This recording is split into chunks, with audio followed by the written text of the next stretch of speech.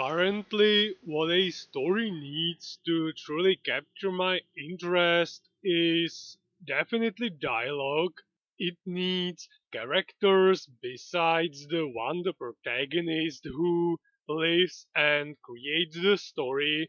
And to me, at this point in time, at this point in my life, it is more important than exposition, even though that is definitely something that has a place in a story that I will write for myself, but other living sentient creatures within that setting hold much more weight in terms of keeping me hooked than inorganic narration. It is connected to the side characters topic, but it's also about world building and the way I am going to weave the story. And I came to a conclusion that if an entire chapter is just either a monologue the protagonist is having in his head, or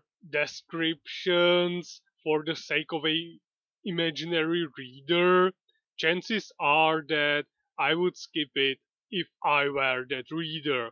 And I really want to avoid that. Ultimately, I want to write a story for myself that I will devour word by word. It is definitely a goal that is going to be hard to achieve. Another aspect of storytelling that I will have to consider thoroughly is if I'm going to have a narrator or not. And for now, I don't think that I want those, I would call them inorganic info dumps in my stories, or such things would end up dragging me out of the story, out of that fictional setting. This is obviously something that I feel, and it solely concerns my storytelling, my writing. It is not something that in any way, shape, or form targets anyone else's stories. And I am also fully aware that it would put that much more pressure on me to introduce the world to the reader in a different way through aforementioned dialogue and the occasional observation made by the protagonist that does not feel as if it exists solely for the sake of the real world person reading the story, rather than something that fits the setting snugly in a way that won't feel like a road bump. I talked about this in not just one video previously, but I think that this one added something worth saying, and that I haven't spent 3 minutes just rehashing old ideas using slightly different words. Anyway, for the intro, this is it, and it's time to go on another journey with the Rapid Arrows. And even after their latest adventure that slightly dampened the mood, they are still remaining close to water, and this time they are helping with timber rafting since the harvest season isn't there yet, and helping around is their club's long established custom. So they are sending logs of wood that the men cut into appropriate lengths using a series of trucks all the way down to the river. Speedy is poetically dreaming of becoming one such log, taking the scenic route, becoming a piece of wood himself, cruising through the scenery. Yindra assures him that he is very close to a log, but the sailing part might be a bit difficult. Well, he decides that when the work is done, he'll sit into the truck and will let the water carry him all the way down as if he were light as a feather or even like a fly's wing. Redcap overhears him and decides to join him to make sure that Speedy won't cause some accident. When the day is over, the men they were helping are grateful for their assistance. Mirek tells them that they will happily come back tomorrow, and it's time for Speedy to carry out his master plan. Mirek gives him and Redcap two small boards to sit on. Speedy's all giddy to begin their journey. With some assistance from Yarka and Indra, he manages to climb into the truck. Yarka poking a bit of fun at this imaginary fly's wing, quite heavy, one with which such fly would definitely not fly too far away. And then they are finally on the road, with Speedy exclaiming how awesome it is that they are basically bathing, riding, sailing, and that the view is awesome, with Redcap commenting on that view part that his isn't exactly as great because he's sitting behind Redcap in a jest, obviously, but meanwhile, all the way up where everything started, Mirek momentarily stops the flow of the water, leaving Redcap and Speedy sitting ducks dry, quite high up there, even above the trees,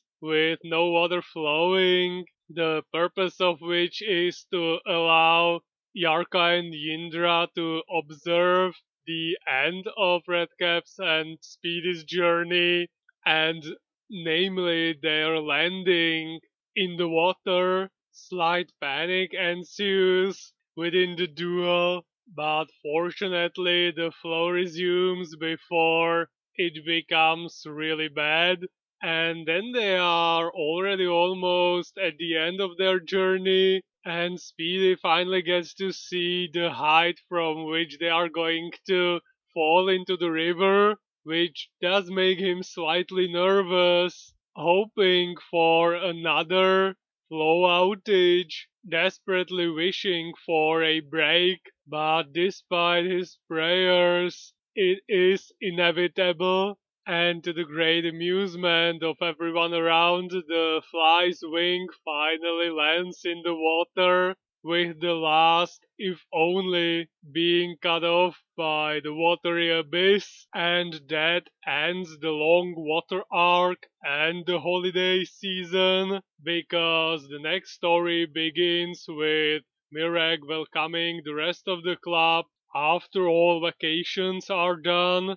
They are reaffirming their dedication to defending and protecting the weak, courage, justice, promoting those, and being all around good examples to other boys and girls around, and working hard for the betterment of their club. And then Speedy drops a bomb warning everyone to sit tight, otherwise they might get swept by the sheer awesomeness of his news. He is going to enter a trade, begin an apprenticeship as a locksmith.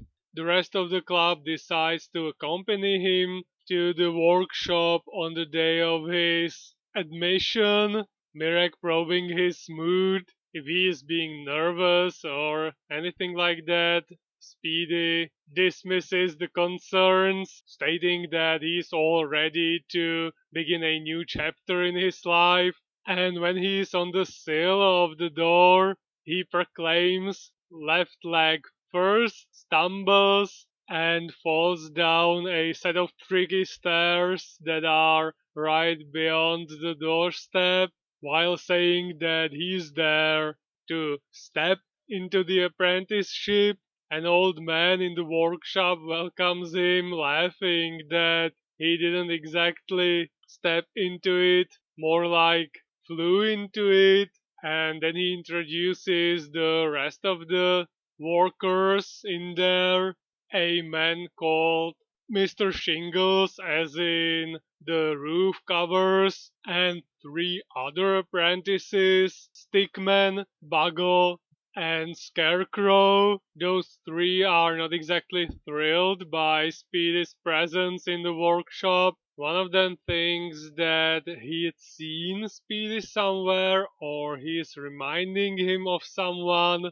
And well, they decide to give Speedy a bit of beasting to make him feel properly welcome, leaving the less savory tasks to Speedy, like sweeping the workshop. Then, when they are working, one of them throws, quote unquote, accidentally a plank at Speedy, blaming him that if he remains this clumsy, unable to dodge the incoming hit, he'll have to get used to a bump or two.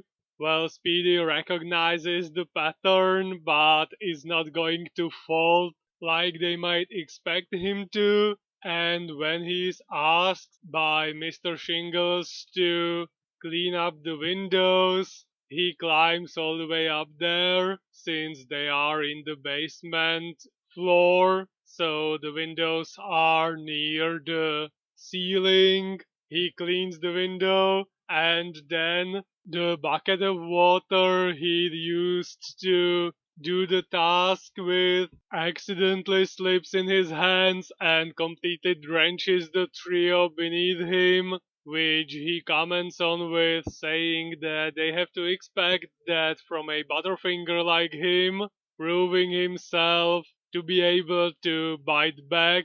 And this is how Speedy's apprenticeship began. I'm going to continue in the next one with more writing stuff and more adventures of Speedy learning a new skill and making some new friends.